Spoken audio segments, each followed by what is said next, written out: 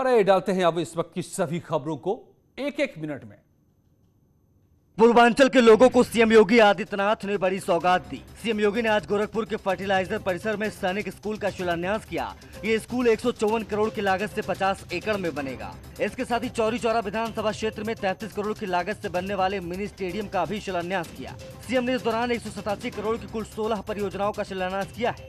CM के साथ deputy CM Dinesh Sharma भी इस दौरान मौजूद रहे। सैनिक स्कूल प्राप्त होना अपने आप में एक बहुत बड़ी उपलब्धि है। हमारी जो पीढ़ी यहाँ पर पढ़ेगी वो अनुशासित पीढ़ी होगी।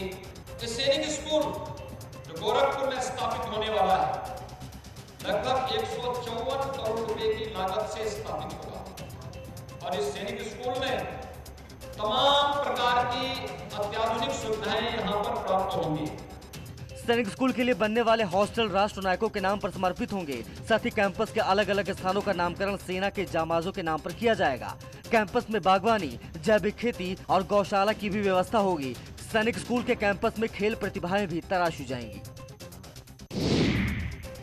मिशन रोजगार के तहत कार्यक्रम में 6,696 बेसिक शिक्षा विभाग के अभ्यर्थियों को आज सीएम योगी ने नियुक्ति पत्र दिया। इस मौके पर सीएम योगी ने कहा कि अपने कार्यकाल के 52 महीने में अब तक 4.25 लाख युवाओं को वो नौकरी दे चुके हैं, लेकिन अब तक कोई सवाल नहीं खड़ा हुआ। बुरा उनको लग रहा है जिनकी अवैध कमाई का जरिया बंद हो गया है। जो युवाओं के भविष्य के साथ खिलवाड़ करेगा वो तय कर ले कि वो अपनी प्रॉपर्टी जब्त करवाएगा। ये कानून का राज प्रदेश में निवेश को आगे बढ़ाने में मदद किया। प्रदेश लगभग 4 लाख करोड़ के का निवेश इस दौरान प्रदेश के अंदर होता है। ये केवल निवेश नहीं, ये प्रदेश के अंदर रोजगार के सृजन का भी एक माध्यम बना है। 1 करोड़ 61 लाख से अधिक नौजवानों को केवल इस क्षेत्र में निवेश के माध्यम से हम लोगों ने रोजगार उपलब्ध करवाया। सत्यापन के साथ सैलरी देने की कार्रवाई भी पूरी हो जाएगी।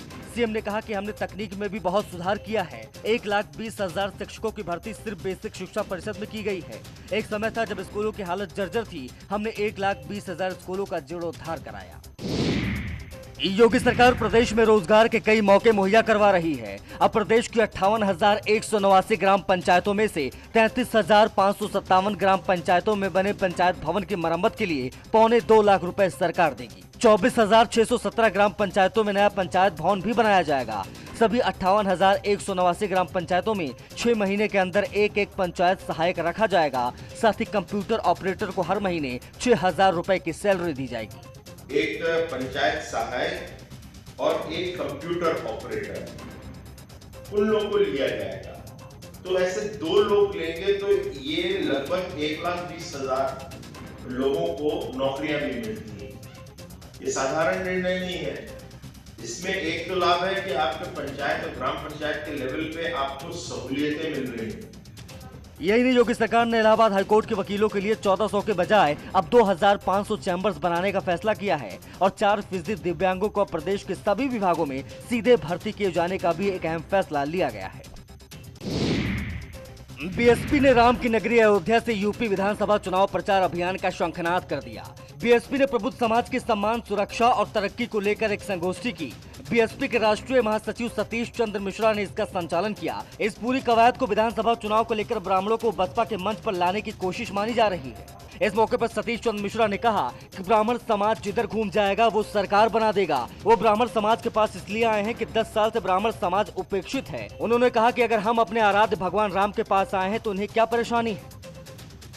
अगर हम अपने समाज के लिए निकले हैं और अगर हम प्रभु राम और हनुमान जी की दर्शन करके और इस कार्य के लिए निकले हैं तो इनके पेट में क्यों दर्द हो रहा है? ये कोई नई चीज नहीं है। हम तो कई बार आए हैं यहाँ पे। हम अपने घर में रोजाना पूजा करते हैं। हम अपने घर में, ये लोग तो नहीं, ये लोग तो खाली दिखावे के लिए करते हैं, पर हम लोग दिखावे के लिए नहीं करते। बीएसपी के राष्ट्रीय महासचिव सतीश चंद्र मिश्रा ने अयोध्या में सबसे पहले रामलला के दरबार में हाजिरी लगाई। इसके बाद हनुमंत लला के दरबार में भी माथा टेका। महाराष्ट्र के रायगढ़ जिले में लैंडस्लाइड होने के बाद मलबे में दबने से 36 लोगों की मौत हो गई। महाड़ इलाके में अलग अलग 3 जगहों पर लैंडस्लाइड हुआ है। पहाड़ दरकने से जो मलबा गिरा उसमें कई लोग फंस गए। अब रेस्क्यू कर लोगों को निकालने की कोशिशें जारी हैं। शुक्रवार दोपहर तक ही 36 शव बरामद कर लिए गए थे, जबकि अभी भी 30 से 35 लोगों के फंसे होने की आशंका है। जो 36 शव बरामद किए गए हैं उनमें से 32 एक जगह है और 4 दूसरी जगह मिले हैं। महाराष्ट्र में हुए हादसे पर प्रधानमंत्री नरेंद्र मोदी ने भी दुख जताया है। पीएम मोदी ने ट्वीट करते हुए लिखा कि महाराष्ट्र के रायगढ़ में भूस्खलन से लोगों की मौत से दुखी हूँ। शोक संतप्त परिवार के प्रति मेरी संवेदनाएं। मैं घायलों के शीघ्र स्वस्थ होने की कामना करता हूँ। जानकारी के मुताबिक एनडीआरएफ की टीमें मौके पर पहुंचकर रेस्क्यू ऑपरेशन चला रही हैं। बीते कई दिनों से महाराष्ट्र में भारी बारिश जारी है। बारिश की वजह से महाराष्ट्र के कोल्हापुर, रायगढ़, रत्नागिरी, पालघर, ठाणे और नागपुर के कुछ हिस्सों में बाढ़ जैसी स्थिति बनी हुई है। बुलंदशहर में खुर्जानगर कोतवाली क्षेत्र के खीर खानी मोहल्ले में मामूली विवाद को लेकर मीट की दुकान पर जमकर चाकूबाजी हुई। चाकूबाजी में 2 लोग गंभीर रूप से घायल हो गए। सूचना पर पहुंची पुलिस ने घायलों को तत्काल इलाज के लिए अस्पताल में भर्ती कराया। पुलिस शिकायत मिलने के बाद मामले की जांच में जुटी हुई है। ये वहाँ पे गली में एक स्टूल रखा हुआ था, उसे स्टूल हटाने के लिए मना करा और जी तो बीच बिचाव होने लगा, उसमें लड़ाई कहन सुनन हो गई। ये तीनों आए और छुरी चक्कू लेके आए। रईस भाई जो हैं एक को बचा रहे थे, एक के उन्होंने चाबी मारी सर में, उन्होंने भी वो भी कैलाश हॉस्पिटल में एडमिट है। और वो इमरान या जना जिशान वो छुरी लेकर आया। उसने जैसे रईस भाई ने हाथ उसका आगे लगाया तो रईस भाई का हाथ कट गया और उसके सर पे लगनी थी छुरी। वो तो 2 बार छुरी मारी है, उन्होंने यहाँ पे बहुत तगड़ा जख्म है और ये मेरी हालत है। दरअसल विवाद मीट की दुकान पर रखी टेबल को हटाने को लेकर हुआ था। बीच बचाव में पहुंचे एक युवक को भी चाकू लग गया, जिसका इलाज जारी है। अमरोहा में अवैध संबंधों के शक के चलते पति ने ही अपनी पत्नी की हत्या कर दी और हत्या करने के बाद उसने थाने पहुंचकर सरेंडर कर दिया। मृतक महिला के शव को पोस्टमार्टम के लिए भेज दिया गया है। मुकदमा दर्ज कर पुलिस ने कार्रवाई शुरू कर दी है। ये बछरायू थाना क्षेत्र में एक व्यक्ति है प्रीतम, उसने अपनी पत्नी की हत्या की है लकड़ी की पटिया से वार करके। उसके बाद इसमें जब जानकारी जुटाई गई है तो ये संज्ञान में आया है कि इसने अवैध संबंधों के शक में पत्नी की हत्या की है और इसमें मुकदमा दर्ज कर लिया गया है और अभियुक्त को हिरासत में लेकर कार्रवाई की जा रही है। पूरा मामला अमरोहा जनपद के थाना बछरायू के गांव ढयूटी का है, जहां प्रीतम ने अपनी पत्नी की हत्या उसके जीजा से अवैध संबंधों के शक में की। तो वारदात को उस वक्त अंजाम दिया गया जब महिला सो रही थी। शाहजहांपुर में उस वक्त हड़कंप मच गया जब 2 बाइक सवारों को एक कार ने जबरदस्त टक्कर मार दी। इस भीषण हादसे में मौके पर ही 4 लोगों की दर्दनाक मौत हो गई, जबकि 2 लोग घायल हुए। मौके पर पहुंची पुलिस ने घायलों को पास के अस्पताल में भर्ती कराया। बताया जा रहा है कि सभी मृतक कासगंज के रहने वाले थे। जो एक्सीडेंट हुआ है उसमें कुल मिलाकर 6 घायल लोगों को अस्पताल CST जगीरपुर पर लाया गया था, जिसमें 4 मृत अवस्था में आए थे और 2 लोग काफी गंभीर स्थिति में थे। उन दोनों को प्राथमिक उपचार देकर तत्काल जिला अस्पताल शाहजहांपुर के लिए रेफर कर दिया। घटना थाना मिर्जापुर के कोलाघाट पुल की है, जहां दोपहर जब बाइक सवार 6 लोग तेजी से आ रहे थे तभी सामने से आ रही एक्सयूवी कार ने दोनों बाइक सवारों को जबरदस्त टक्कर मार दी। मौके पर पहुंची पुलिस ने शव को कब्जे में लेकर पोस्टमार्टम के लिए भेज दिया है। बताया जा रहा है कि सभी बाइक सवार कासगंज और शाहबाद के रहने वाले हैं, जबकि कार सवार 2 लोग बदायूं उझानी के बताए जा रहे हैं। रायबरेली में डी इलाके के कुरहटी गांव में 12 साल की बच्ची का शव मिलने से सनसनी फैल गई। ग्रामीणों की सूचना पर पहुंची पुलिस ने आरोपी रिश्तेदार को गिरफ्तार कर लिया है। पुलिस कप्तान ने मामले का खुलासा करते हुए कहा कि चाचा ने संपत्ति के लालच में भतीजी की गला रेत कर हत्या की है, जिसे पुलिस ने गिरफ्तार कर लिया है। बच्ची के माता पिता नहीं है, जिसके चलते वो अपने ननिहाल में नाना नानी के साथ रहती थी, लेकिन बच्ची के चाचा की नजर उसकी जमीन पर थी और इसी लालच में तड़के सुबह आरोपी चाचा गुलाबगंज पहुंचा और बच्ची को गांव के बाहर ले जाकर उसका गला रेत दिया। सूचना पर पुलिस द्वारा मौके पर पहुंचकर जानकारी की गई। तो ज्ञात हुआ कि मृतका के माता पिता नहीं है और अपनी नानी के साथ रहती है। नानी द्वारा यह बताया गया कि संपत्ति के लालच में मृतका के चाचा दिनेश व उसके साथी जितेंद्र द्वारा उसकी हत्या कर दी गई है। इस संबंध में तहरीर प्राप्त कर मुकदमा पंजीकृत किया जा रहा है। जौनपुर के चंदवक इलाके के बरछावीर गांव में जमीन विवाद में बेटे ने पिता की पीट कर हत्या कर दी। सूचना पर पहुंची पुलिस ने केस दर्ज कर आरोपी की तलाश शुरू कर दी। बताया जा रहा है कि खेत की जुताई के लिए ट्रैक्टर ले जाने के चलते फसल खराब होने को लेकर बाप और बेटे में मारपीट हुई। घायल पिता को पास के इलाज के लिए अस्पताल में भर्ती कराया गया, जहाँ डॉक्टरों ने उसे मृत घोषित किया। घर पे हम लोग पिताजी बातें कर रहे थे आपस में, तो उन लोग पहले आए गाली देने चालू की। गाली देने मतलब गाली मत दो तुम लोग, सबको खींच के लगे मारने। पिताजी गए छोड़ाने के लिए तो पिताजी को मारने लगे। फिर हम लोग हॉस्पिटल गए, पिताजी को चोट लग गई थी मार से, उसका मृत्यु घोषित कर दी। लोग हॉस्पिटल थाने गए। सहारनपुर के थाना बड़गांव के शिमलाना गांव में युवक ने दबंगों पर जबरदस्ती दाढ़ी कटवाने का आरोप लगाया। बताया ये भी जा रहा है कि दबंगों ने युवक की जबरदस्ती दाढ़ी कटवाने का वीडियो बनाकर सोशल मीडिया पर वायरल भी किया है। पीड़ित ने दबंग युवकों के खिलाफ थाने में तहरीर दी है, जिस पर पुलिस ने केस दर्ज करते हुए आरोपियों की गिरफ्तारी के लिए तबीयत शुरू कर दी। वहीं पुलिस का कहना है कि माहौल बिगाड़ने वालों के खिलाफ सख्त से सख्त कार्रवाई की जाएगी। बड़गांव क्षेत्र में गांव पड़ता है शिमलाना, और वहाँ पर एक वीडियो वायरल हुआ था। वीडियो वायरल में के बाद जो व्यक्ति उसमें दिखाई दे रहा था, उसने आकर लिखित तहरीर दी थाने पर कि शिमलाना गांव के ही कुछ लड़कों ने उसके साथ बदतमीजी करी, उसकी मूंछ और उसके बाल कटवा दिए और उसके साथ मारपीट करी, जिस पर कि हमने अभियोग पंजीकृत करा दिया।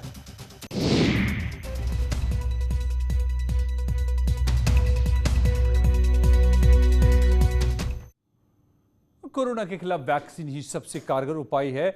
इसे समझने में एक आदमी बड़ी आबादी को कई महीने तक लग गए। जब उन्हें ये बात समझ आने लगी तो वो वैक्सीन के लिए सारे नियम कायदों की धज्जी भी उड़ाने पर उतारू हो गए। आखिर लोग क्यों ये नहीं समझ पा रहे कि कोरोना से बचने के लिए वैक्सीन के साथ साथ कई और ज़रूरी बातों का ख्याल रखना बेहद ज़रूरी है।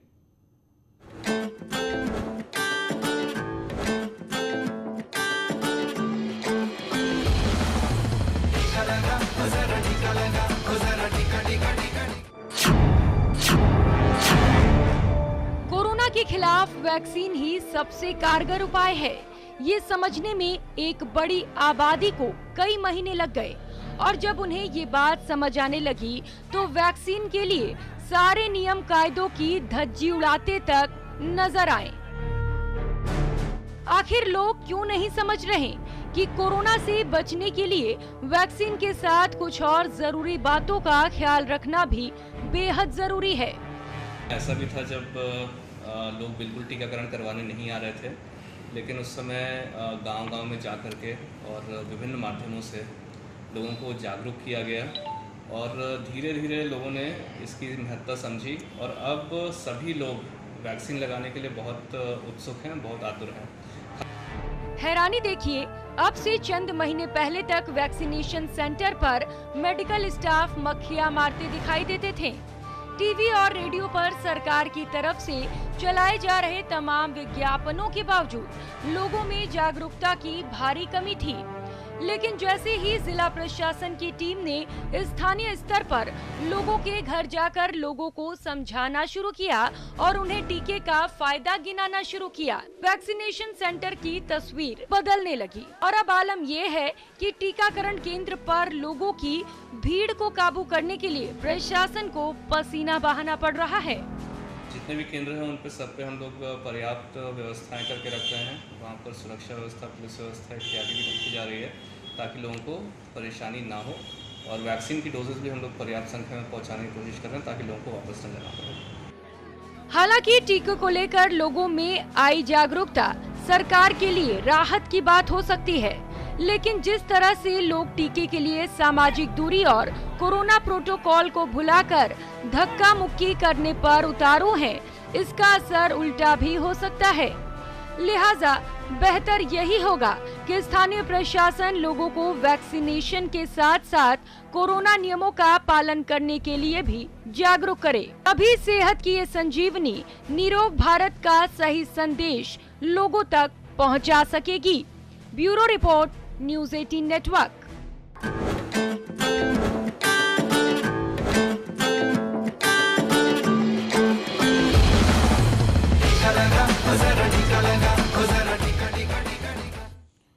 आप भी बन सकते हैं एंकर और रिपोर्टर। आप में क्षमता है तो न्यूज़ 18 आपको देगा मौका। आप न्यूज़ एंकर रिपोर्टर अगर बनना चाहते हैं